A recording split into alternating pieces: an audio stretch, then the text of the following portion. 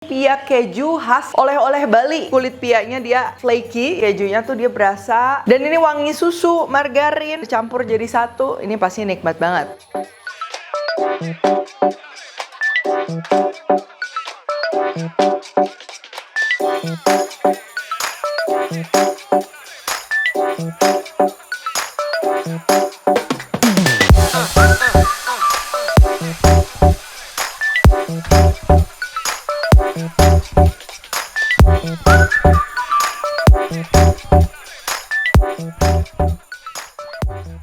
Hai semua, buku keduaku sudah terbit ya. Kalian bisa dapatkan secara online atau di toko buku seluruh Indonesia. Jangan sampai kehabisan.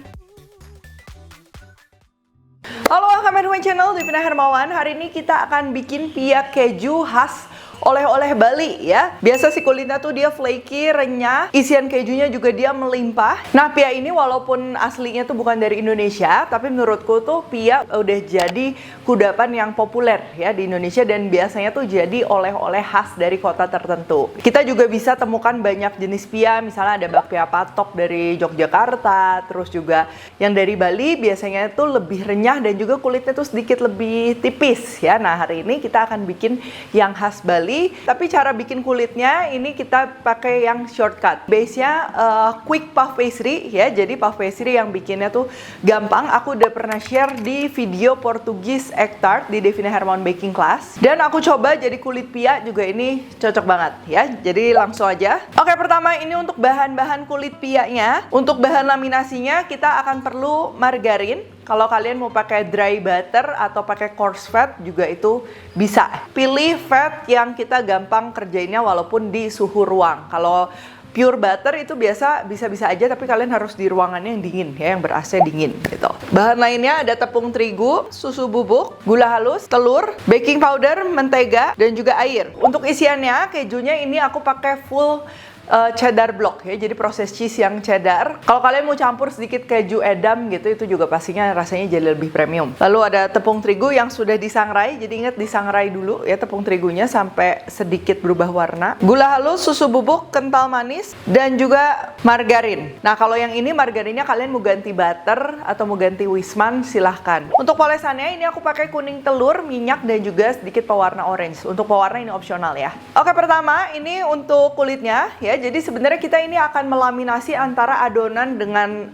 lemak ya atau margarin, adonan margarin sehingga dia jadi flaky. Nah, cuman memang caranya aja yang agak berbeda. Mungkin biasa lebih pakai butter sheet, tinggal dilipat, tipisin, lipat, tipisin. Nah, ini menurutku kalau buat di rumah jauh lebih gampang ya. Caranya si yang bahan laminasi ini aku pakai margarin, kalian bisa pakai dry butter ataupun coarse fat ya. Kita akan cetak dulu, ini boleh masukin ke dalam plastik, lalu kayak dipotong-potong sedikit supaya nanti si fatnya ini dia jadi kayak kotak-kotak cube gitu ya. Tapi nggak boleh terlalu tipis, kita perlu agak tebal kayak gini. Tuh. Kalau udah ini kita bekukan, sambil kita siapkan adonannya. Ini kita juga nggak perlu mixer ya, gampang banget. Tinggal kita aduk aja mulai dari tepung terigu, susu bubuk, baking powder, mentega, gula halus, telur, air ini masuk lalu kita aduk ya, aduk sampai kecampur dan nggak ada bahan kering yang kayak terigunya tuh yang masih kelihatan tuh ya, nggak usah sampai kalis, ini cukup kita aduk aja. Justru nggak boleh kalis ya, karena kalau kalis itu dia malah jadi ngaret, nanti susah banget pada saat kita giling. Selanjutnya margarin yang udah beku, ini cukup 10-15 menit aja, tuh dia udah beku, tinggal kita potek-potek, masukin, aduk kembali sampai dia tuh kayak agak nyampur ya, tapi kita perlu si margarinnya tuh masih kotak-kotak utuh kayak gini, jadi harus beku, beneran beku. Nah, untuk ngegilingnya ini wajib pakai bantuan baking paper ya supaya nggak lengket, apalagi kalau kalian ngerjainnya di suhu ruang. Ini kita akan taruh bungkus sambil diteken-teken kayak gini. Nah, untuk perbandingan bentuknya itu masih bebas ya, mau kotak, persegi, panjang nggak masalah. Ini kita masukin lagi ke dalam freezer ya selama kurang lebih 20 menit. Atau kalau mau lebih dari 20 menit nggak masalah, tapi dia kalau keras banget kita harus tunggu dulu dia sampai nggak terlalu keras baru bisa kita giling. Nah, ini udah cukup ngeset, tapi bukan yang beku banget sampai nggak bisa digiling ya. Ini langsung aja kita akan giling. Setelah kita giling kayak gini, ini kita akan lipat ya. Lipatnya ini sebanyak 5 kali. Nah, caranya, nah ini lipatan pertama, kita lipat aja kayak gini. Terus kita giling lagi, terus kita pipihin. Nah kalau udah ini kita lipatan yang kedua ya, sama lipat lagi. Kalau agak lengket boleh tabur sedikit tepung terigu, tapi jangan kebanyakan, nanti jadi alot si kulit pianya ya. Pipihin. Yang perlu diperhatikan memang kalau kita bikin adonan laminasi kerjanya tuh harus agak cepet supaya suhunya tuh dia masih dingin tuh ya. Ini lipatan ketiga, pipihin lagi. Tuh, udah mulai kelihatan ya si bagian margarinnya tuh dia udah kegiles, jadi udah kayak tipis-tipis. Itu yang akan bikin adonannya nanti flaky ya. Jadi ada si laminasinya antara adonan lemak, dan seterusnya. Lipatan keempat, pipihin lagi. Ini udah mulai susah ya, udah mulai ngaret, nggak masalah. Dan ini terakhir ya, yang terakhir ini udah pasti udah agak kayak lengket-lengket, kenyal-kenyal gitu, nggak masalah. Ini kita akan bentuk dia jadi kotak. Kenapa? Karena kita akan bagi 9. Dan ini jangan terlalu tipis juga ya, cukup sekitar 4 mm atau bahkan kalau terlalu tebal juga gampang. Nanti terakhir pada saat kita udah potong-potong tinggal sedikit dipipihin ya. Tuh, dengan bantuan baking paper kita gampang ya buat ngeratainnya. Kalau bagian ujung-ujungnya kosong, ini kita giling aja dari tengah ke ujung secara diagonal, keempat sisinya juga semua kayak gituin.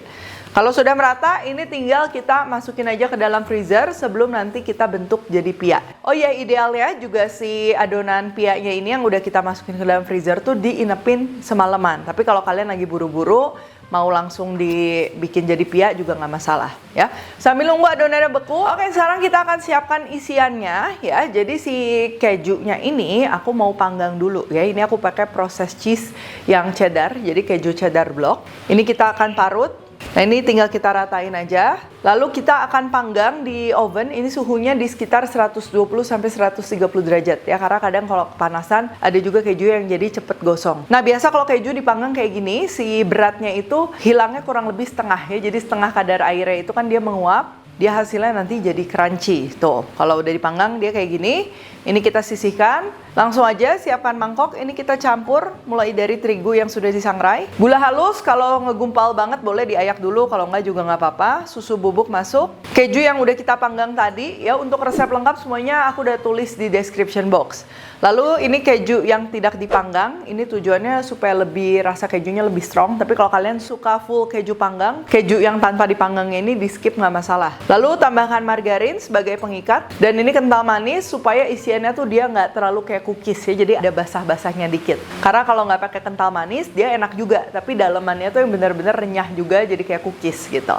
Nah ini tinggal kita aduk aja secara merata. Nah kalau udah ini tinggal kita bagi aja sesuai dengan pieces yang kalian mau ya. Tadi kan aku mau bikin jadi 9.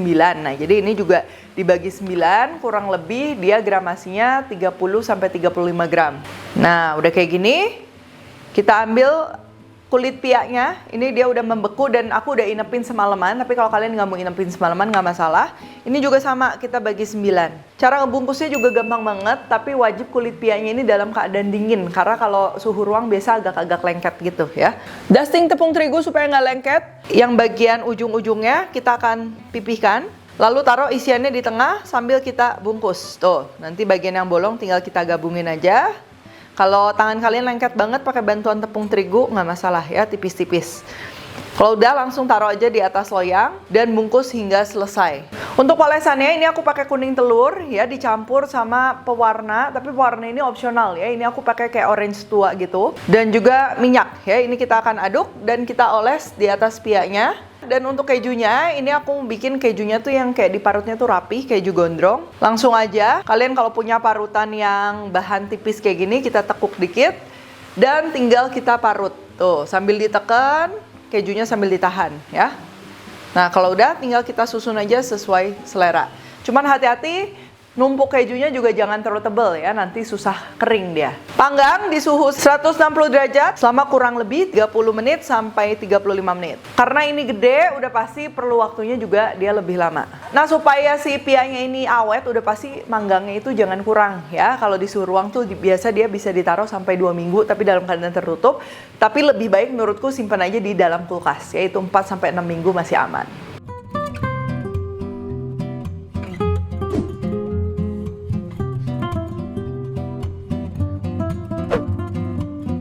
Nah, ini si kulit pianya dia flaky ya, bagian atasnya, dan yang bagian bawahnya tuh kelihatan kayak lebih kering.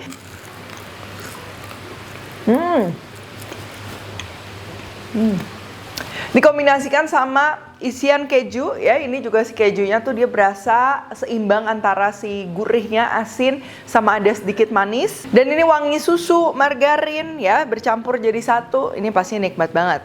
Dan pastinya kalau pia yang populer biasa di Bali itu tuh dia tipenya agak beda sama kayak bapianya Jogja ya, bapia patok yang memang pembungkusnya itu dia lebih lembut, soft. Nah ini tuh dia memang flaky, terus yang bagian bawahnya tuh dia ada crunchy-crunchy-nya karena pada saat dipanggang itu ya si manisnya itu dia terkaramelize dengan baik. Dan pia kayak gini tuh cukup awet ya, kalau di suhu ruang itu mungkin sekitar 2 minggu juga dia masih bagus ya. Atau kalau kalian pengen lebih awet bisa taruh aja di dalam kulkas ya, di kulkas mestinya aman, dia mau 4-6 minggu itu masih aman. Nanti kalau mau dimakan mau dipanggang lagi boleh, kalau nggak dibiarkan aja sampai dia dingin. Jadi yang paling penting pada saat manggang juga waktunya harus cukup, itu yang akan bikin dia awet.